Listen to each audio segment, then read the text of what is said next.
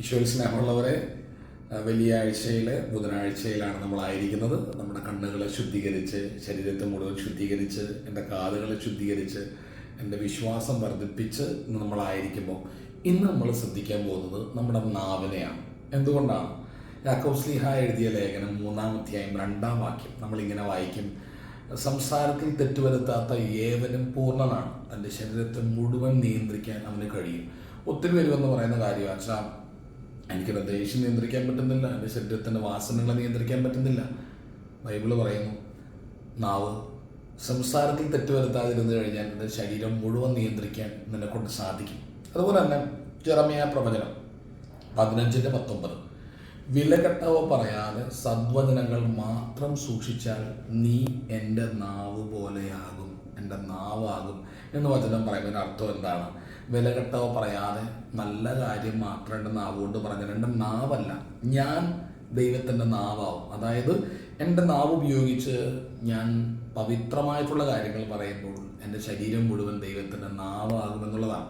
അപ്പോൾ ഇന്നത്തെ നമ്മുടെ ശ്രമം എന്ന് പറയുന്നത് ഈ നാവിനെ ശുദ്ധീകരിക്കുക. എന്തായിരിക്കും ഏറ്റവും വില കെട്ടതല്ലാത്ത വിലയുള്ള എൻ്റെ നാവിന് കൊടുക്കാൻ പറ്റിയ വാക്ക്? അത് യേശുനാമം തന്നെയാണ്, യാതൊരു സംശയമില്ല. നമ്മൾ കാണുന്നുണ്ട്, യേശു കർത്താവാണെന്ന് ഹൃദയത്തിൽ വിശ്വസിക്കുന്നു, അധരം കൊണ്ട് ഏറ്റുപറയുന്നു, രക്ഷ പ്രാപിക്കുന്നു. വിശ്വസിക്കാനുള്ള സ്ഥലം ഹൃദയമാണ്. പക്ഷേ ഹൃദയത്തിൽ ചില ആൾക്കാർ പറയില്ല, ഞാൻ പ്രാർത്ഥിക്കുന്നുണ്ട് ഹൃദയത്തിൽ, അത് മാത്രം പോരാ, അധരം കൊണ്ട് ഏറ്റുപറയണം. നിങ്ങളൊരു പക്ഷേ ജീസസ് പ്രയറിനെ കുറിച്ച് കേട്ട് കാണുമായിരിക്കും. ഒരു മനുഷ്യൻ നിരന്തരം പ്രാർത്ഥിക്കാൻ ആഗ്രഹിച്ച് എങ്ങനെ പ്രാർത്ഥിക്കും എന്നാലോചിച്ച് നടക്കുന്ന സമയത്ത് അദ്ദേഹം കേൾക്കുകയാണ്, യേശുവേ ദാവീദിന്റെ പുത്ര, പാപി എന്നിൽ കനിയണമേ. ഈ പ്രാർത്ഥന രാവിലെ മുതൽ വൈകിട്ട് വരെ അദ്ദേഹം പ്രാർത്ഥിച്ച് ഈ പ്രാർത്ഥന നിർത്തുമ്പോൾ രാത്രി വാഗുകൊണ്ട് നിർത്തിയെങ്കിലും ഉള്ളിൽ നിന്ന് ഈ പ്രാർത്ഥന ഉയരുന്ന സുന്ദരമായിട്ടുള്ളൊരു കാര്യം അദ്ദേഹം എക്സ്പീരിയൻസ് ചെയ്യാൻ തുടങ്ങി.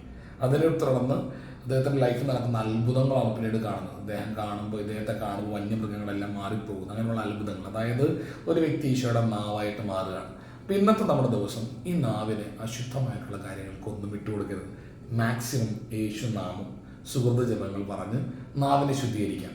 ഒരു കാര്യം ഓർക്കണം, സെൽഫ് കൺട്രോൾ കിട്ടും. നമുക്ക് നമ്മളെ തന്നെ നിയന്ത്രിക്കാൻ പറ്റും. നീ ഈശോയുടെ നാവായി മാറും. ഈശോ അനുഗ്രഹിക്കട്ടെ.